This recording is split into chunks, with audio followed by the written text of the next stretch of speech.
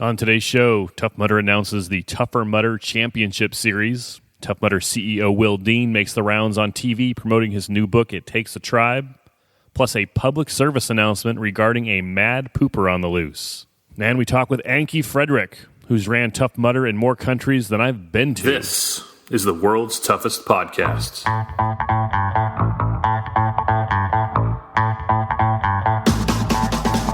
Welcome to the world's toughest podcast, where we talk about any obstacle course race you'd like, as long as that's world's toughest mudder. Each week we talk to members of the WTM community and share stories of success and failure in the single greatest event in OCR. My name is Will Hicks, and this is the world's toughest podcast. Hello, everyone. I have missed you. Thank you for listening. If you want to get in touch with me, shoot me an email at willhicks@gmail.com. Ronan Kirby from Ireland wrote me a very nice email this week. Thank you, Ronan. I will see you in Vegas. Hey, Sarah Knight had a birthday last week, and Amelia Boone has a birthday this week. You guys know Sarah. She got second place at World's Toughest 2015 behind Amelia Boone, who got first place that year. Amelia also won in 2012 and 2014. Sarah was also one of the 4 people that ran all 6 toughest mudders this year. Happy birthday, Sarah and Amelia. They are both now 21 years old. That's not true. I have no idea how old they are.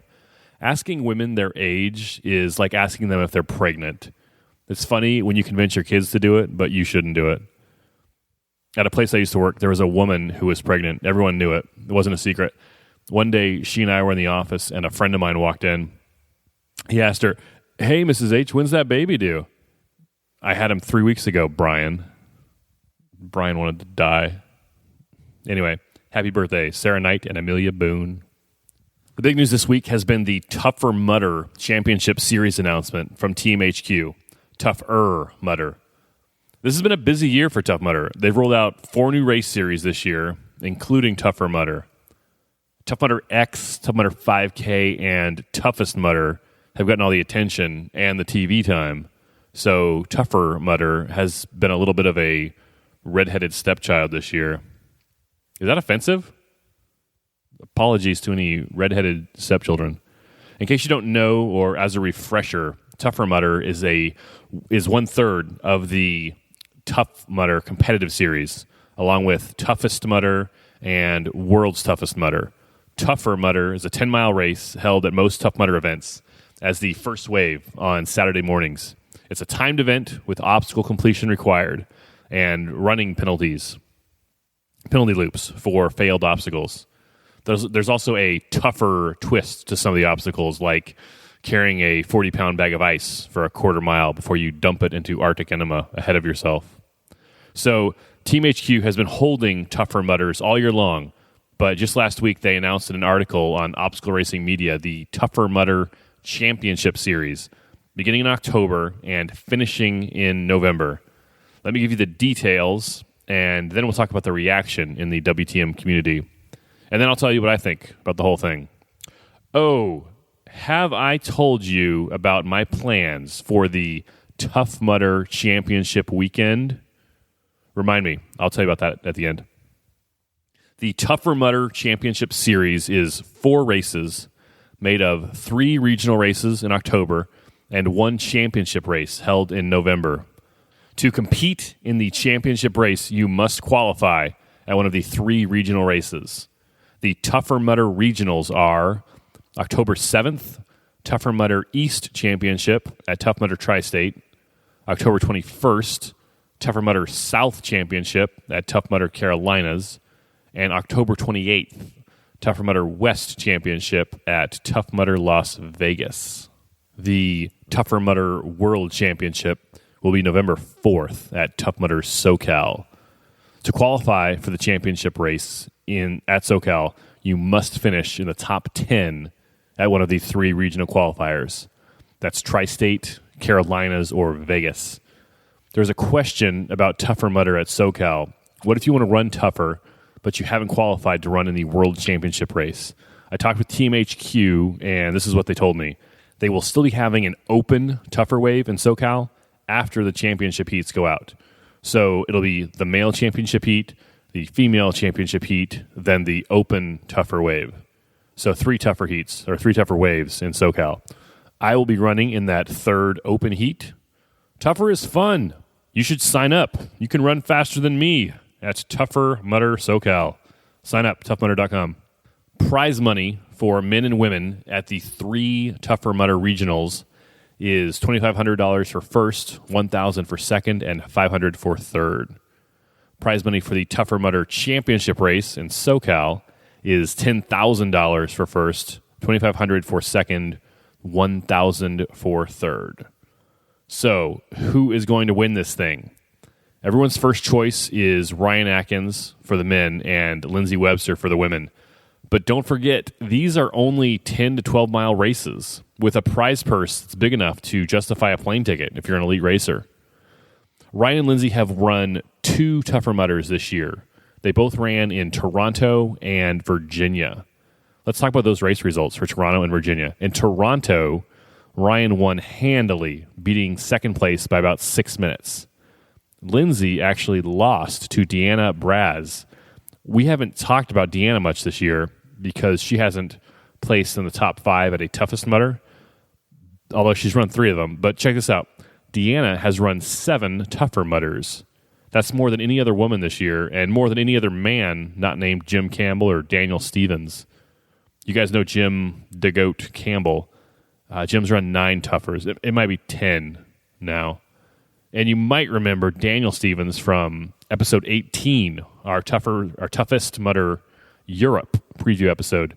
Daniel has run 8 tougher mudders. But Jim and Daniel have never beaten Lindsey Webster. Deanna Braz did in Toronto. Deanna's run 7 toughers. She placed top 3 in all 7 of them, and she's won 4 of them outright. She won Tougher Mudder Chicago and then came back that night for toughest and finished 9th among the women. Well done, Deanna. Look out for her in the Tougher Series Championship. That was Toronto. The other tougher that Ryan and Lindsey ran was in Virginia. Lindsey won that one handily, beating second place Stephanie Bishop by 7 minutes. But Ryan finished in second to Hunter McIntyre. Ryan also finished second to Hunter at TMX, the 1 mile race, earlier this year. Hunter specializes in the short course OCR races like 3K and shorter. Ryan specializes in the endurance OCR races like 8 hours, 40 miles plus and longer. Ryan's made his name by winning World's Toughest Mudder 4 times. But both Ryan and Hunter are so strong that they can push each other in the other guy's specialty. In Toronto, Hunter finished in 1 hour, 17 minutes, and 19 seconds. Ryan finished in 1 hour, 17 minutes, and 21 seconds. That's 2 seconds slower. Third and fourth place were 2 other names you might remember from Toughest Mudder podiums, Luke Skyrunner Bosek and Matt Lister.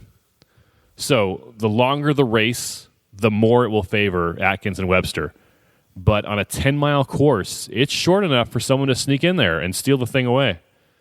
I haven't even mentioned the Spartan racers. 10 miles is right in their wheelhouse.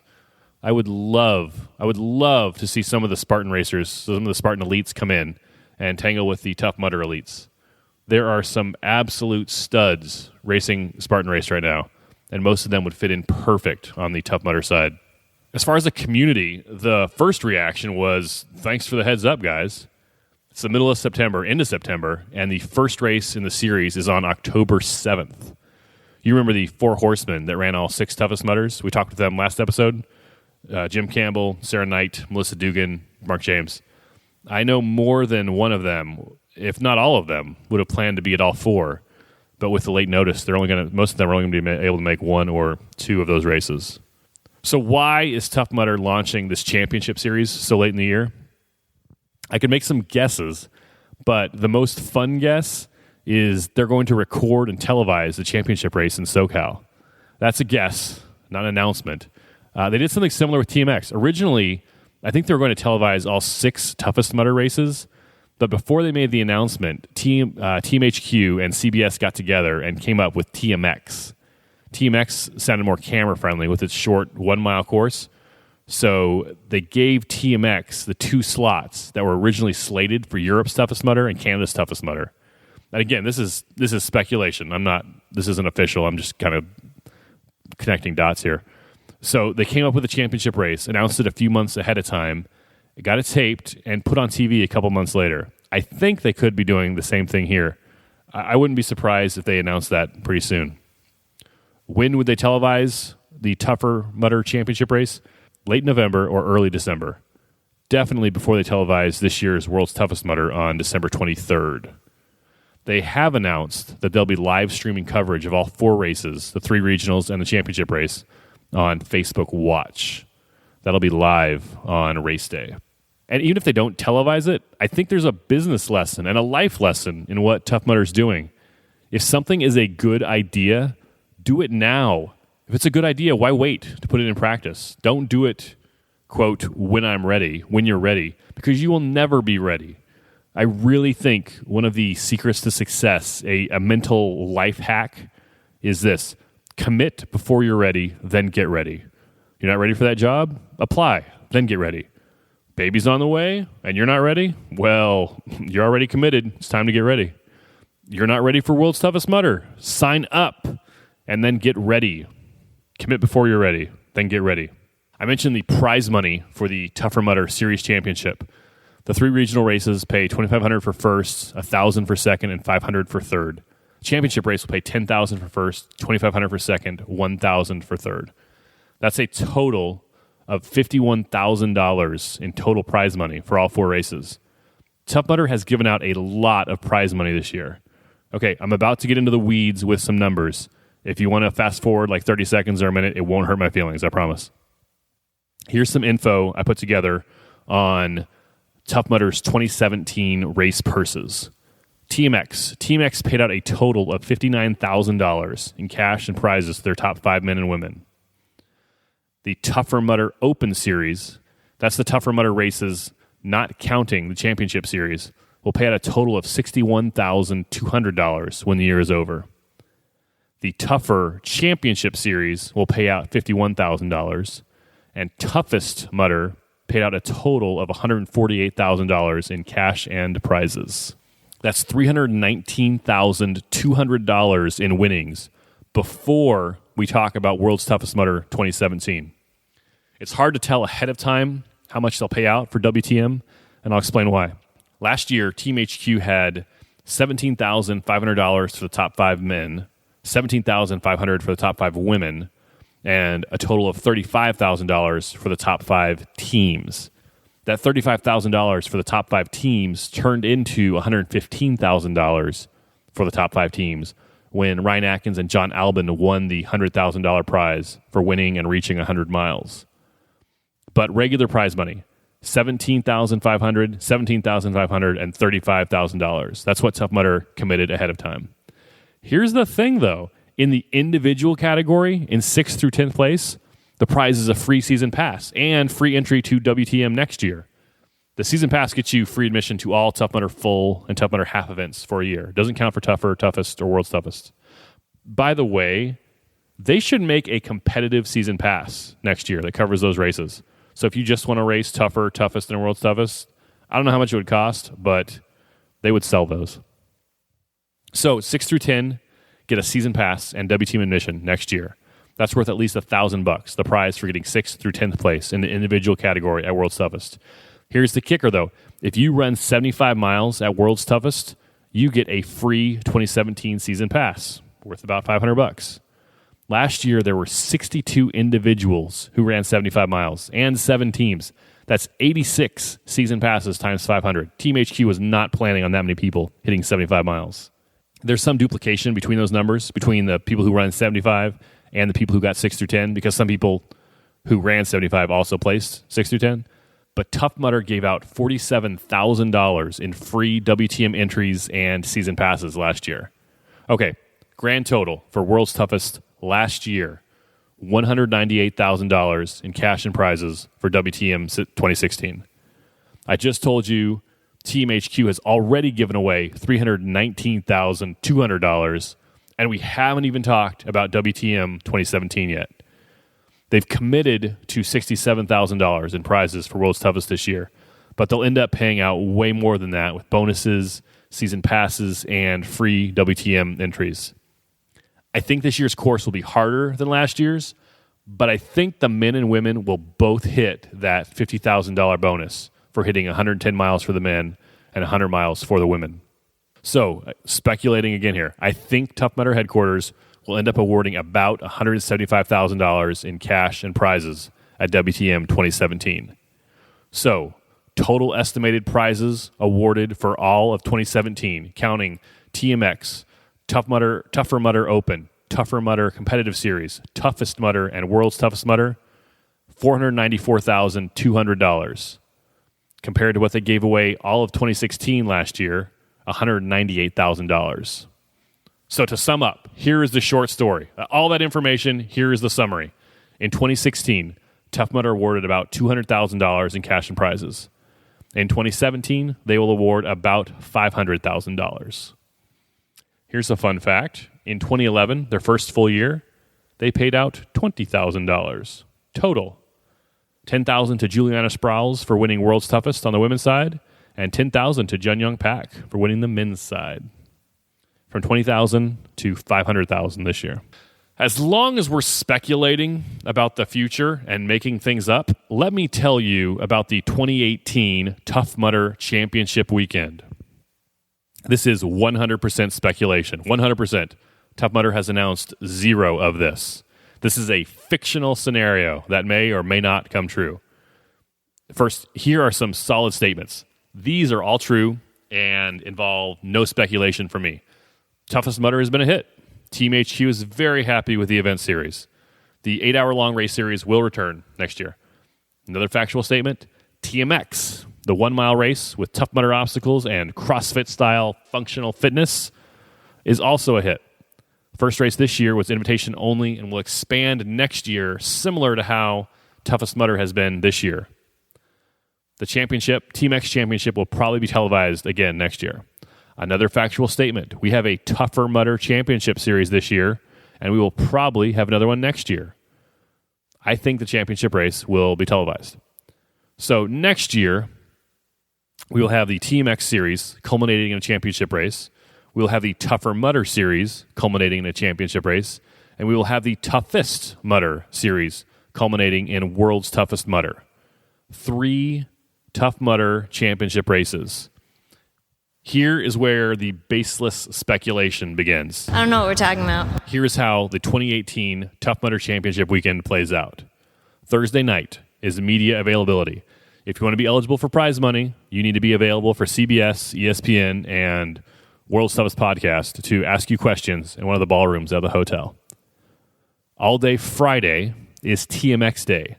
The top 100 gets pared down to the top 10, and then the TMX Championship race is Friday afternoon.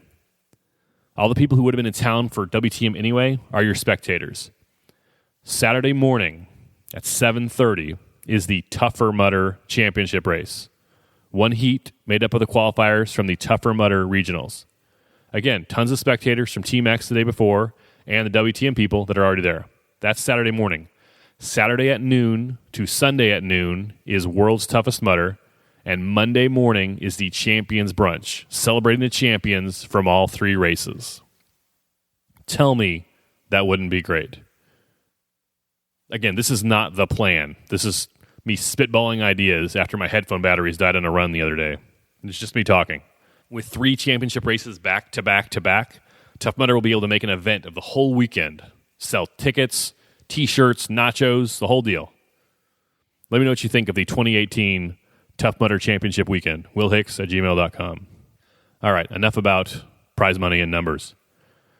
It Takes a Tribe, the new book by Tough Mudder CEO Will Dean, is now available. If you enjoy the podcast, this podcast, I'm pretty sure you enjoy the book. My favorite parts of the book are when Dean talks about his relationship with Spartan Race CEO Joe DeSena. Here's a taste. The more determined to beat us Joe got, and the more popular Tough Mudder became in relation to Spartan Race, the more we had fun in thinking of ways to wind him up. For a man who cared a lot about being first, being second was probably not to his liking. I think Joe DeSena and I have a lot in common, I told one journalist. Every morning I wake up thinking about the success of Tough Mudder, and every morning, so does he. Dean also talks about winding Joe up on purpose in the early days of Tough Mudder. We organized a plane to fly over the second ever Spartan race, trailing the banner, "You think this is tough? You should try Tough Mudder." We guessed that DeSena would respond to this challenge by hiring planes to fly over every single one of our events that year. I also knew that to hire a plane for the afternoon cost $15,000. He took the bait. Every time a plane flew over a Tough Mudder race that summer, I would smile and think about Joe DeSena's bottom line. Thanks to Penguin Audio. That's all you get. First taste is free. You got to pay to hear the rest. The book is available at Amazon, Barnes & Noble, and on audible.com. Here's a pro tip. At audible.com, you get a free book when you open a new account. The author still gets paid. Amazon takes the hit. Now, I'm not saying you should set up a new Audible account, download your free copy of It Takes a Tribe, and then cancel your account before your trial period ends, but I'm not saying that. To promote the new book, Will Dean was making the rounds on the news programs. I've got audio from Fox and Friends, The Today Show, and Charlie Rose. Here's Will Dean on Fox and Friends. You say teamwork makes you feel better about yourself. Yeah. You've said that pregnant women have actually run the Tough Mudder. That's right. I want to feel really good about myself by helping this one do the Tough Mudder. They're trying to convince think? me to do it. Well, we have had many pregnant ladies take part in it before. Will, you're not helping my case. Thanks to Fox News for the audio. I was on a treadmill once, just coasting at like a 10-minute mile, when this pregnant lady got on the treadmill next to me. She was great with child. And she just started crushing it, like 6 30-minute miles. It was embarrassing. She motivated me to get off the treadmill and go to the weight room. Here's a clip from the Today Show with Kathy Lee Gifford and Hoda Kotb. They sent their correspondent, Donna Dorable, to a Tough Mudder with Will Dean and Jim Campbell. Guys, it was hard work, I have to say, but it was so much fun. I really had a great... Wait, Kathy Lee Gifford, what did you say? I really had a... How could it be fun? I really had a... How could it not be fun, Kathy Lee Gifford? I really had a... Anyway, they talked to Jim Campbell on top of Everest. This is your 130th challenge. Today. Why do you keep coming back? It's infectious. And once you're around those kind of people that inspire you, I mean, you can't not come back. That's what Tough Mudder is all about. And then back to the studio to wrap it up. And like the book states, it truly takes a tribe to complete the course. What my word! I am shocked that you did. Wait, did it get in your mouth?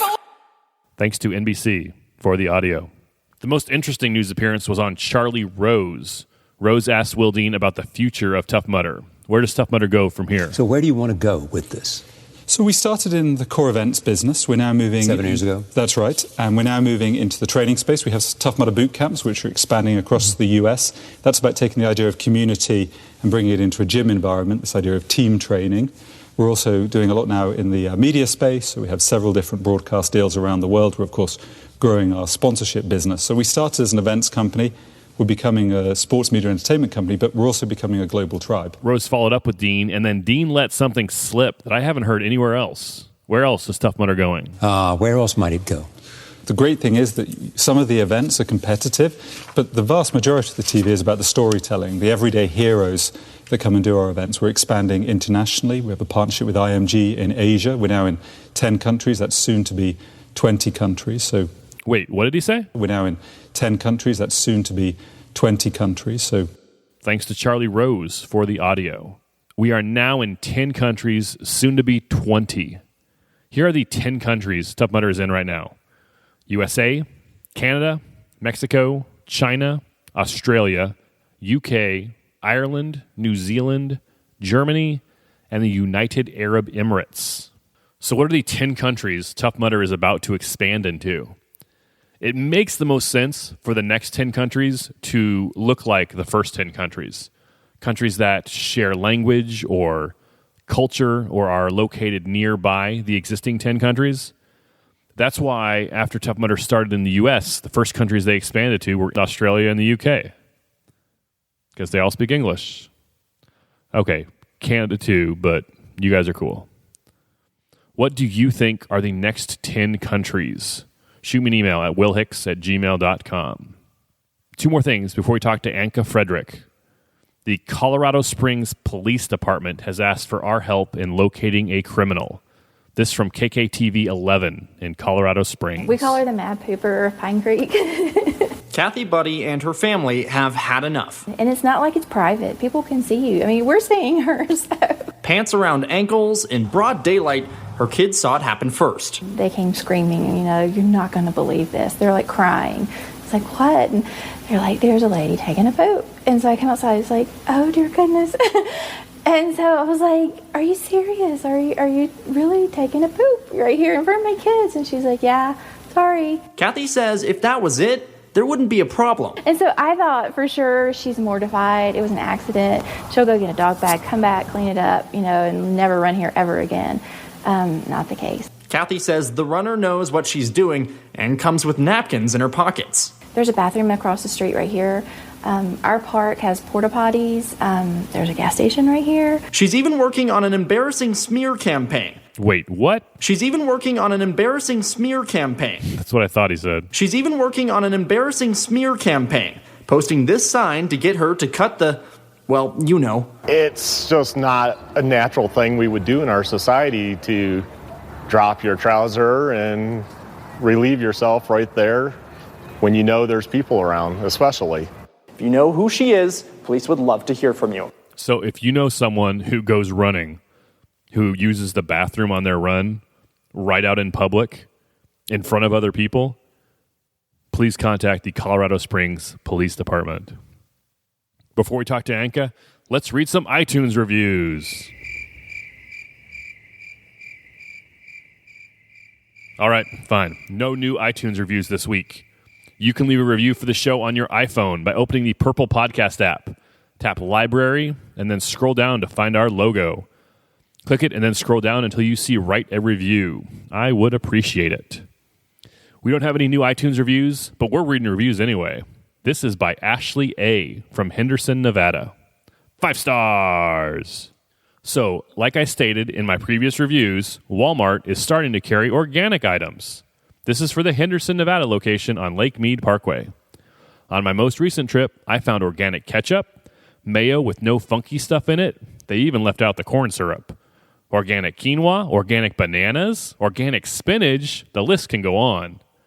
I bought some of their name brand fresh packed salsa, which decided to do a jumping stunt out of the top part of my basket, have its lid pop off, and then splat on the floor. Luckily, I was by the dairy, and there was a young gentleman who had no problem stopping what he was doing to get some paper towels. I stood over the mess so that no one would slip in it. Not even a minute goes by when another employee stops and asks me if I need help finding something. I tell him no and explain the salsa mishap. He also stops what he's doing, parks his cart, and tells me he will take over. He takes the salsa from my hand and thanks me for waiting. Wow.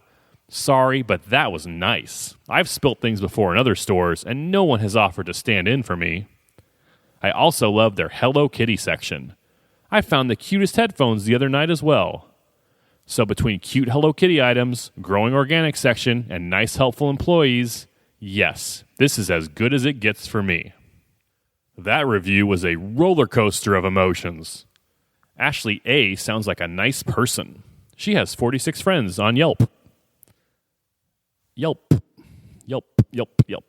Next review is by Lee B. from Henderson, Nevada. 1 star. Oh. 1 star.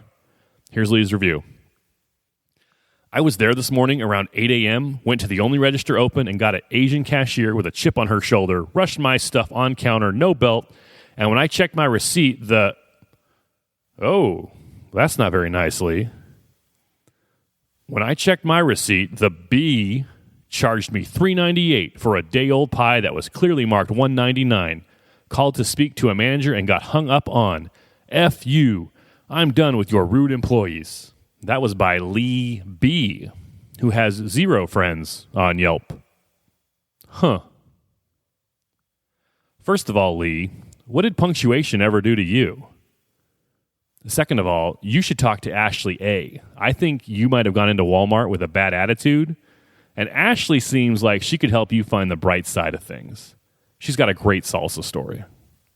Last thing, Lee, you need to be careful what you say online. You can't just run an embarrassing smear campaign. An embarrassing smear campaign. Anke Frederich lives in Germany, but she flies over to the U.S. regularly to participate in Tough Mudder events. Just this year, among many others she's done, Long Island, Chicago, Whistler, Toughest Mudder L.A., and Toughest Mudder Chicago. She worked pit crew for World's Toughest Mudder in 2015 and ran in 2016. This November, she will be the first German woman and the second German overall to get her 50X headband.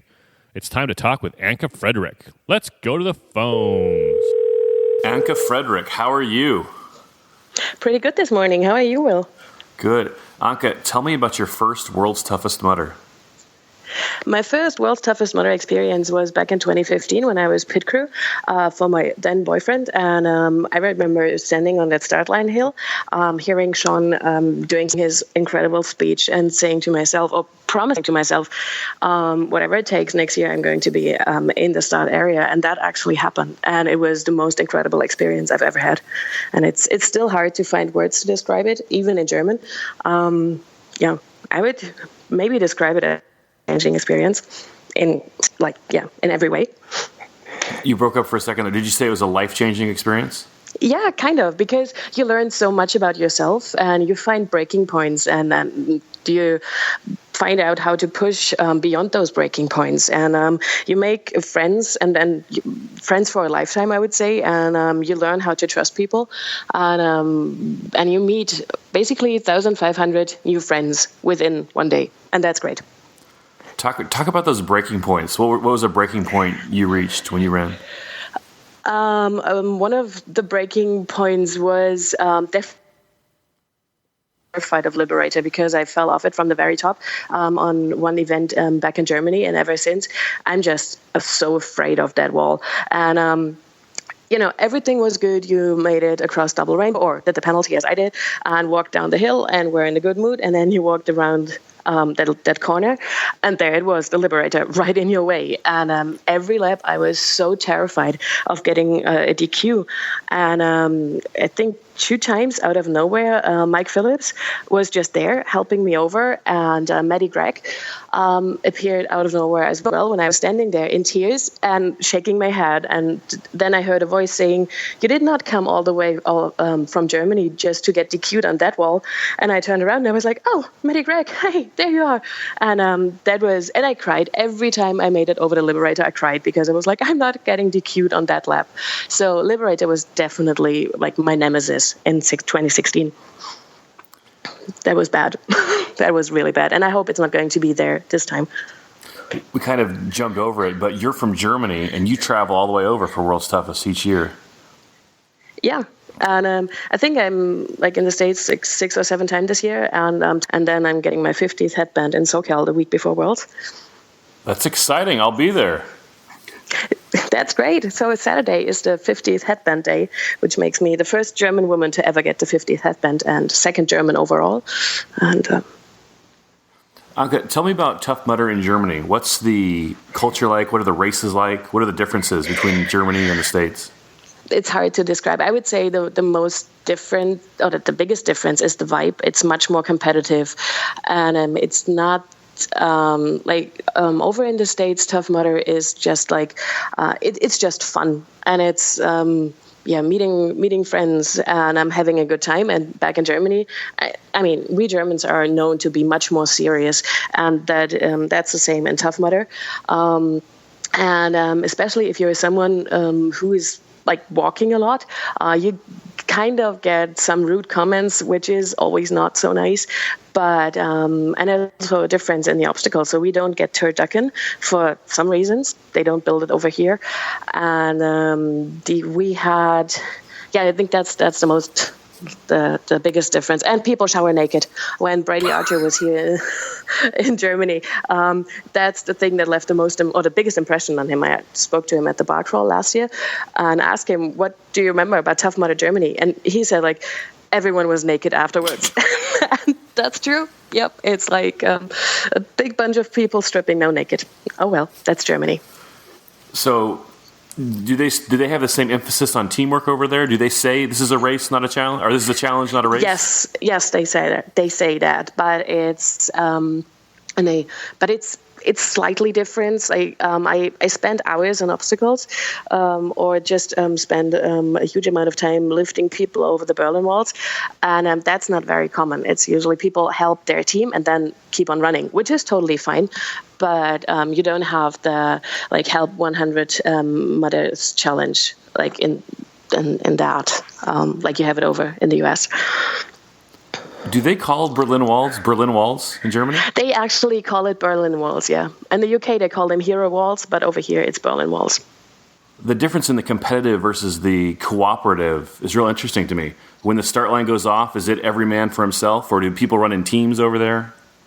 No, there is always a bunch of teams, but not that many solo runners, because people are usually, I think, just scared to take that challenge on them alone.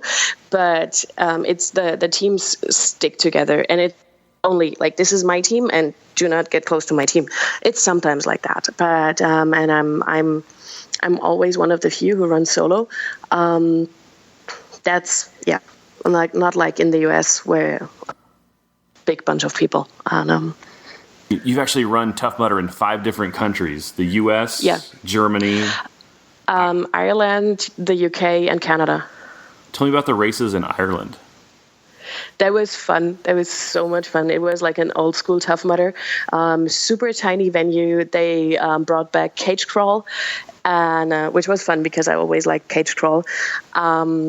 The venue was super beautiful. The course was basically had a layout like a 4-leaf clover, so you were running around in circles, and it was flat parts, hilly parts. They had kind of a death march. They had the Liberator there, which was not so nice, and. But apart from that, Ireland was really great. And there's, many people over here in Germany, they don't like it. But it was one of my favorite courses throughout the seasons. And they had warm showers. That was fantastic. Did the people in Ireland wear their clothes? Yes, they kept their clothes on in Ireland. What was the vibe or the community like in Ireland? Was it competitive, cooperative, combination? More cooperative. There was a huge group over from the UK, and a few people from Germany also. So that was more cooperative, and it was fun. That's why I didn't have that amount of participants. I think it's always hard to estimate, but I would guess around 5,000 to 6,000. So not that big. Over here in Germany, events. They're usually up to 13,000 people on a weekend, just because we don't have that many. So this year they added a 4th one. During the last years, we only had 3 events. So that's why the events are just huge and packed. Being the first German woman to get 50 events is more impressive when you consider that they're only over there 3 or 4 times a year. Yeah, it's crazy. It's and I started in September 2015. Then my next race was in March or June 2015, something like that. And then it went from there. I did my 3rd one over in the United States at Mount Snow. Didn't know what I was expecting, but just saw that massive ski hill and thought no, they're not going to make you walk up there. And they actually did several times. Yeah, and ever since it started, and then I started doing Saturday, Sunday weekends, and 2016 has just been crazy. I've never traveled so much, and it's in July. I did 4 Tough Mudder weekends in a row in 4 different countries, and including a 48-hour trip to New York. That was fun. Tell me about that. 4 countries, 4 weekends, 8 event days. It was. Ireland, it was Tough Mudder Northern Germany, then Yorkshire, and then New York, or Long Island. That's amazing. What was the highlight of the month? Definitely Tough Mudder Long Island. It was so good to see Sean and Clinton and all the East Coast Tough Mudder family. And I did my first Tougher there, which was fun. And I just really liked the Long Island venue. And then I did, I think 2 or 3 laps of the half on Sunday, stayed up on Everest for hours, and just pulled people up. And that was definitely the highlight of July, because seeing all those happy faces. It's not a contest, but I haven't heard of anyone logging more miles to run Tough Mudder than you. It's just a lot of time that I spend on airplanes and on airports. But there's a friend of mine. It's my Tough Mudder travel group, and we travel together to almost all of the UK events. And it's just great because you meet so many new people. And tell me about the UK. What sticks out to you from the UK races? I really like the UK races. It's a very friendly and very open group of people, and they just welcome you. And there's a lot of familiar faces because, especially with the higher headbands, they just recognize you. And there's not that many people with 25 plus events. And there's also a big group ran World's Toughest last year, so I know them from back then, and now we've been seeing each other throughout the year, and it's just been a great time. You said you have a group that you travel with. Tell me about that group. How did that start? Well, it's two boys and me. One is living in London, and the other one, I met him when we were volunteering at another OCR over here in Germany. And we just started talking and then started talking about Tough Mudder. And then somehow said we both would like to do Tough Mudder in the UK. And then just said, yeah, let's share the cars. And it's just been great just to spend the weekends with people that have the same mindset. And we don't run together because we either go just single laps or double laps, and that's totally no big deal. We just say we meet by the end of the event, and then usually go out for dinner and do the same on Sunday, and then fly back home. And it's like, yeah, see you next weekend. And that's great. It's fun. And then you've also run in Canada. Tell me about Canada. Yes. Canada was amazing. So I usually try to combine the events in the summer with a summer vacation. So basically, I'm dragging my mom around the world to watch me do mud races. And so we traveled to California and I did Tough Mudder Sacramento there. And then I've never been to Canada before, so we said, okay, well, let's go to Canada. And then I did the Tough Mudder on Saturday, and was the pit crew for Austin Asa during Toughest overnight. And the venue is simply amazing because you run past the Olympic rings, which gave me goosebumps. And the view from King of the Swingers was just incredible because you had that snow-covered mountain on the other side of the valley, and you were basically jumping towards that mountain. That was great. What does your mother think of all the traveling and the mud runs? She loves it. She's been my pit crew in 2016, and already signed her up for being my pit crew in 2017. And she just, she's met so many of my friends and is so open and welcoming and friendly. And she volunteered several times, and she totally loves Tough Mudder. Why has Tough Mudder connected with you in such a deep way that you travel, spend lots of money, travel all these miles, spend all this time? Why does Tough Mudder mean so much to you? I'm usually a very, very shy person, and I don't have many friends in real life. And Tough Mudder opens me in a way that I didn't know before, and it's just people are so accepting, and you can just be who you are without getting judged, and it's just a very welcoming atmosphere. And yeah, that's why Tough Mudder has become so special to me. And I've found friends for a lifetime due to Tough Mudder. And it's like all this traveling, it's about making memories. And that's been amazing this year, especially this year. I hope I can continue like this next year. But let's just see what life brings. And but I'm close to booking my LA ticket for the first event of the season. So I will probably continue like that. Tell me about some of those memories you've made. What are some? Well, of course, World's Toughest Mudder 2016. One of the moments that left the most impression was it was at some point around midnight at Blockness, and I turned around by coincidence, and there was a guy I randomly knew back at that point. Like, we knew each other's names, but weren't talking on a regular basis. And I just wanted to give him a short hug and wish him good luck for the rest of the race. And he hugged me, didn't let go, completely started crying, sobbing on my shoulder for a solid 5 minutes. And I was like, what's up? And he's like, oh my God, we are too slow and we're not going to reach our 75-mile goal. And it was just, it was hard. It was like, it touched my heart that in that moment I could be there for him. And we're the best friends right now. And that was great.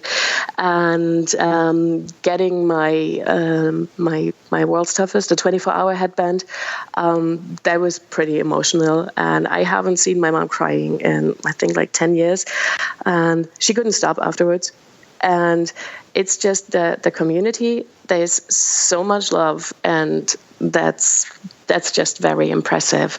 And I mean, it's like, I'm not there on a regular basis, but whenever I'm there, it just makes me happy. And I think that's why I travel so much. And like all the community stuff that's going on, and the amazing Tracy Watson that does the cliff jump and all the orphan stuff. And it's just so many people investing and spending so much time on keeping things going and setting things up. That's just very impressive to me. Okay, tell me about World's Toughest Mudder 2016. How many miles did you get? 25. With penalties, it was around 30, I think. I made it through the 24 hours, and that was my main goal. Tell me about that experience. How did you feel going through it? Horrible. There were points at the night where I just wanted to quit, and I rolled my ankle right underneath the giant wedgie right after the start. Couldn't see for the first 2 miles because the sunscreen kept dripping into my eyes. And I'm from Europe. I can't handle the heat. So basically, the sprint lap took me out. And when I came back to the pit, I was like, okay, I'm going home. And my mom, she looked at me, she's like, no, you've been talking all year about this. So, get yourself together.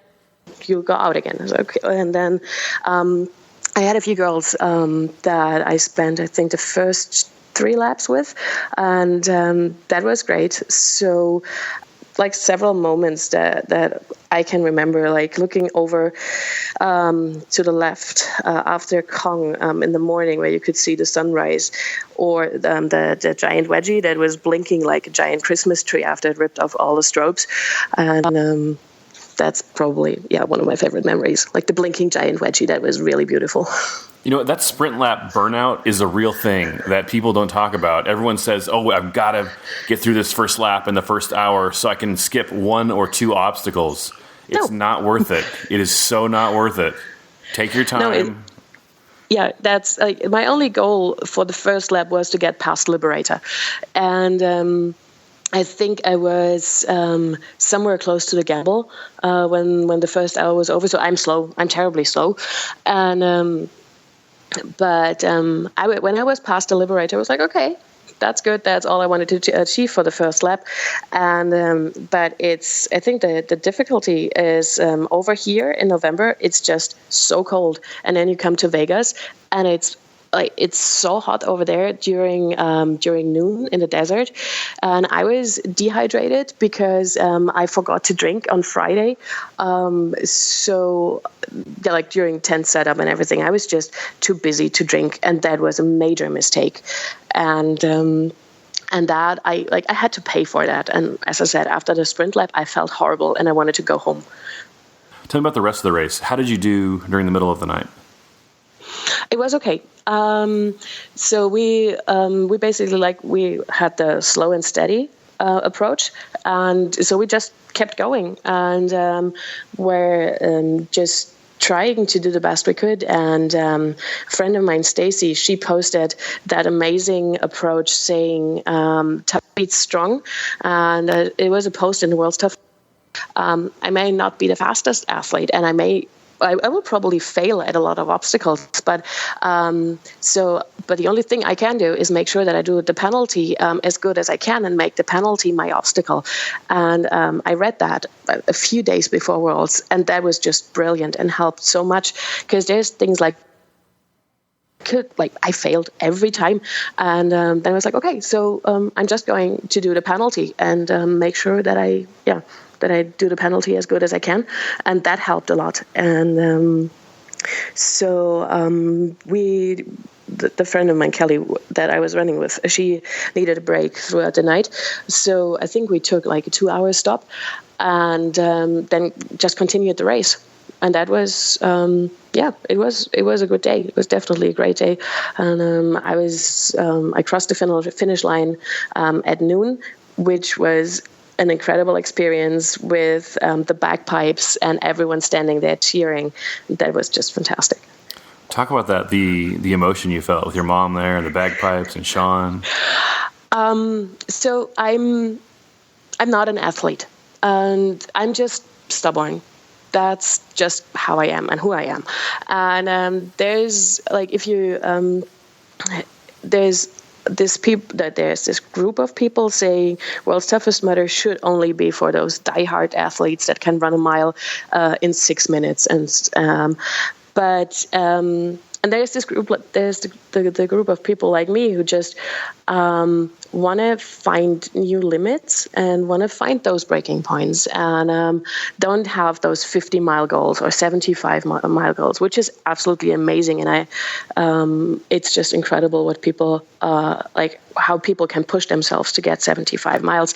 But I have never been an athlete, so I just went there and, as I said, wanted to get to 24 hours and 24 hours and 25 miles. That was like my goal. And I kissed the 50-mile goal goodbye a long time ago. And so it was like, okay, just try to go 24 hours. Try to not kill yourself. That would be nice. When I crossed the finish line, it was like it was unreal. It took me a few days to realize that I actually made it through World's Toughest Mudder, and with only a few bruises, and that I was able to do the 24 hours and get the 25-mile patch. And it was, I think, probably one of the proudest moments I've ever had. And that was just. That feeling of achievement just brought out so many emotions that I was crying a lot during those 24 hours. You know, not just the finish line, but it's an emotional. It's very emotionally taxing. I would be shocked if someone made it through the first year without crying. It's an emotional, difficult 24 hours. It is, because there's time at night where, and I think everyone said that, where you just question yourself and wonder, why am I doing this? And am I totally insane? And I've spent so many hours out on the trails, and I've spent so much money on gear and flights and to be here. And why am I actually doing this? And why? And it's either I love myself so much that I'm willing to do this to myself, or I hate myself so much that I'm doing this to myself. And it's very emotional. And but I think that's what makes, like, one of the things that makes World's Toughest so special, that people just crack open. Like, at some point on the course, most people would cry. So yeah. I ask myself that question every single World's Toughest, every single Toughest Mudder, even some regular Tough Mudders. I'm like, why am I doing this? Why do I do this to myself? Who am I trying to impress? Same. Totally same. A friend of mine, he just said last weekend, after we did Tough Mudder, like, this is a seriously abusive relationship. Like, you get punished every weekend, and you go home being bruised with new scars, and still you're coming back because you're kind of addicted. So, yeah. We've talked about Liberator, your least favorite obstacle. What's your favorite obstacle? Turducken. I love Turducken. It's so much fun. And Augustus Gloop, really like it. I feel very comfortable in the water. So everything that includes water is just my obstacle. And never had a problem with cage crawl. And but Turducken is probably my favorite obstacle. You're coming back for World's Toughest 2017. What are your thoughts on World's Toughest this year? I'm excited, and I hope they bring back the giant wedgie, because that's just seriously impressive. And I hope the vibe doesn't change too much with the many new people that try it for the first time. That's probably my only little concern, but I can change that. So I think they're going to go out with a blast in Vegas, and so I'm just very excited, and I can't wait. What do you think about this year being the last year in Vegas? I like Vegas. I like the course. But I do understand that I want to switch the venue just to bring in something new. And let's just see where that takes us in 2018. But I think I will be there. Do you have your fingers crossed for a European World's Toughest Mudder?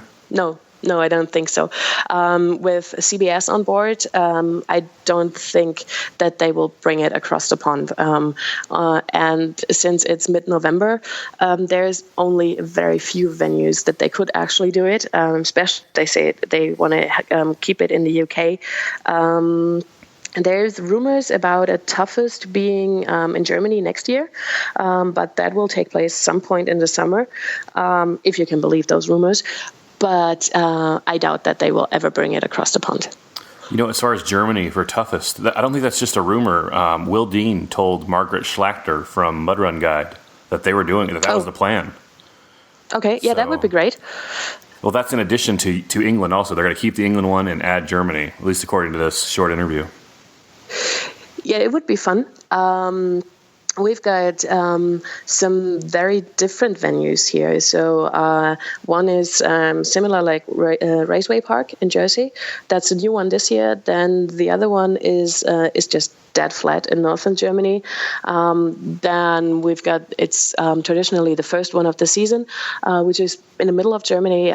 They say it has the most elevation overall in Europe, and I think second worldwide. And that course is that's insane. You basically walk up and down hills for 10 miles. And the third one in southern Germany, it's a mixture of both. So flat parts, hilly parts, loads of mud, and see what I bring first. You've been to venues all over the world. What's your favorite venue, or your top 2 or 3? Canada. Definitely Canada is one of those. Mount Snow is a beautiful venue. It's brutal, but absolutely stunning. And northern Germany is probably one of my favorite venues. It's hard to tell which is my absolute favorite venue, because every venue has something so special and unique about it. And I wouldn't say that I have that this is my favorite venue overall, but maybe Mount Snow, just because it's so difficult, and Anke, you're about to hit 50 Tough Mudders. Are you going to go for 100? What's your plan afterwards? Oh, I'm definitely going to go for 100. I'm trying to be the first person in Germany to get 75. And I will be the 5th female in Europe to get the 50. And let's see if I can make it to the top 3 on getting the 100. So there's many more Tough Mudders to come. Have you and Jim Campbell swapped stories? Yes. When Jim Campbell was in Europe, we actually did Tough Mudder Northern Germany together, which was his 97th Tough Mudder, I think. And that was a great day. We had so much fun on course. So Toughest L.A. was a very humbling experience, and so I wanted to do toughest overnight and tough on Saturday and Sunday, and that course was just too much. Let's put it that way. So after toughest overnight, I was like, nope, going home, skipping the Sunday fun day, because I was just too tired and basically just done after toughest L.A. I did the same thing. I did tougher Saturday morning in LA. I did toughest overnight. And then I had, my sister was coming in to run tough, a full 10 miles with me on Sunday morning. And I said, okay, we'll do it. But in LA, the first half was not too hilly, but the second half was really bad. And I got through the first half, And I got through the first half, and I said, you know what? I cannot do this. I'm so sorry. I got to bail. And so I got my half headband, and she went and finished her full. So that was exactly my thought. The first half wasn't that bad. It only had like one hill. But on the second half, there was the Death March and the cliffhanger. And I was like, no, that's not going to happen. And yeah, they had that one obstacle named the Death March, but they had like 4 hills that were just as bad. Yeah, they could have named every one of them Death March. Yep. And thing it was during toughest when we were on the first hill on the first lap, and we were dragging ourselves up the hill, like barely able to breathe. Ryan Atkins came sprinting past us and said something like, "Hey ladies, great job. This is a really steep hill." Running, and we were like, "Yeah. See you, Ryan. See you in like 20 minutes when you lap us the next time." I've been passed by Ryan Atkins and Lindsay Webster so many times, I can recognize their gait by the sound. I'm like, oh, Lindsay's about to pass me. Oh, Ryan's about to pass me. Yeah, that was really funny. And it's incredible to see how they do things and how they run and how fast they are. And even during toughest in Canada, like Austin's lap times, they were under an hour, and he came into the pit area, I think 5 minutes before they opened the Soul Crusher. And I was trying to tell him, like, leave. And then I think it was 2 minutes before they opened the Soul Crusher when he finally ran out of the pit area. And then he happened to be the first person to like go up Soul Crusher. He told me that. I talked to him in an interview right after, and he said that he had stopped to help somebody over balls to the wall right before that. And he didn't say it, but it sounded like if he had left that person behind, he probably could have made it past. Yeah, but that's what he told me. But he said something like the girl looked as if she was falling, so he just like could not leave her. And then he asked the volunteer, like, really, I get punished for helping? And the volunteer felt so bad. And yeah, that's the thing. Like, they're elite athletes, Ryan, Austin, Lindsay, but they're decent, nice people too. They'll help you up the wall. They'll help you over an obstacle, even when they're chasing, prize money. Yeah, that's incredible that they're still taking their time to turn around and to give a helping hand to someone who is like clearly slower than them. But if they are there, they help, and that's amazing. Special thanks to Anke Frederich. Well done, Anke. It was good talking to you. Anke actually reached out to me after I mentioned on a podcast that I wanted to talk to a mudder from Germany or international that spoke English, that could kind of talk about the differences between the different countries. So I appreciate that, Anke. Thank you very much. Don't forget to leave a review for the podcast on iTunes. You can do it through your phone, or you can do it through your laptop computer. Otherwise, I've got a lot of Walmart Yelp reviews to get through. So, your call. All right, guys. Thanks for listening. willhicks@gmail.com. If you have any questions or comments, I'll see you next time. Thanks a lot, guys.